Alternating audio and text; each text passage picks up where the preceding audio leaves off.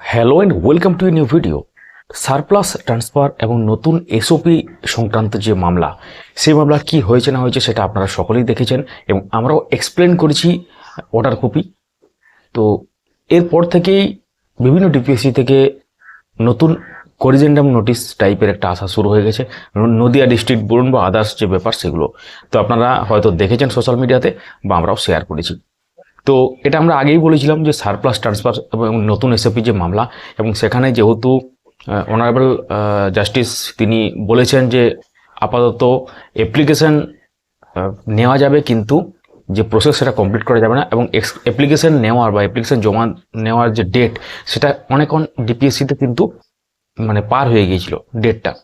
সেই ডেটটা এক্সটেনশনের একটা ব্যাপার চলে এলো। বেশিরভাগ ক্ষেত্রে দেখবেন 13 তারিখ পর্যন্ত এক্সটেনশন করা হচ্ছে। আপনার জেলার ডিপিএসসির ক্ষেত্রে কী হচ্ছে সেটা কমেন্টে জানাবেন। তো এই মামলাটা খুবই গুরুত্বপূর্ণ। পরবর্তী যে আপডেট বা যেদিন নেক্সট শুনানি আছে, কবে আছে, সেটা অলরেডি আপনারা জানেন, আমরা আগেই বলেছি।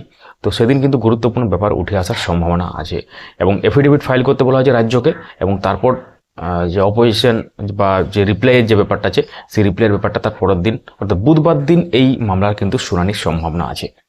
তো সব কিছু জানা যাবে হয়তো সেদিনই, বা ফাইনাল যদি কিছু আসে সেদিন, বা অন্য যদি আবার ডেট দেওয়া হয় সেদিন শুনানি যদি কমপ্লিট না হয়, তো তাহলে সেটা কিন্তু সময় বলবে কি হতে চলেছে।